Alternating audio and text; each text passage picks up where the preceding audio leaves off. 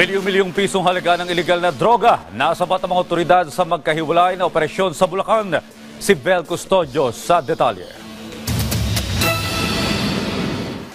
Mahigit 46 na milyong pisong halaga ng iligal na droga ang nasabat sa dalawang magkahiwalay na bypass operation sa Bulacan kahapon.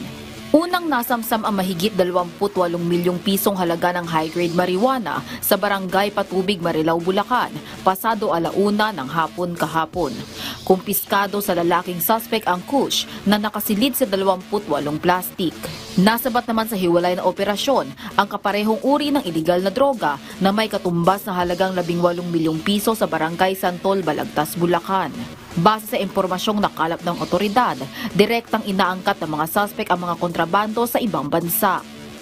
Base po sa kanilang mga nabanggit, itong mga nasabat po nating mga kontrabando galing nga po dito sa bansang Canada at naipasok po dito sa ating bansa. At yun nga, nung nakuha nila itong mga box na to ng mga high-grade marijuana na ito, doon sila na yung mismo distribute dito sa mga probinsya or bayan ng Bulacan. Parehong nabulatlat mula sa malalaking kahon ng mga plastik ng kush sa makahiwalay na illegal drug operation.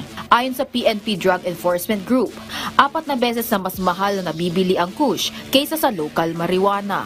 Banggit nga niya na dumaan ito sa isang seaport dito sa atin at isa pa rin yan sa tinitignan namin at pinagsisikapan ng yung PNP Drug Enforcement. Kaalamin kung talagang saan nanggaling itong or paano na ipasok itong mga kontrabando na ito. Aminado naman daw ang naunang suspect na 3 beses na siyang nagde-deliver at nagbebenta ng mga kontrabando na kinukuha niya sa seaport. Haharapin ng mga suspect ang reklamong paglabag sa Comprehensive Dangerous Drugs Act of 2002.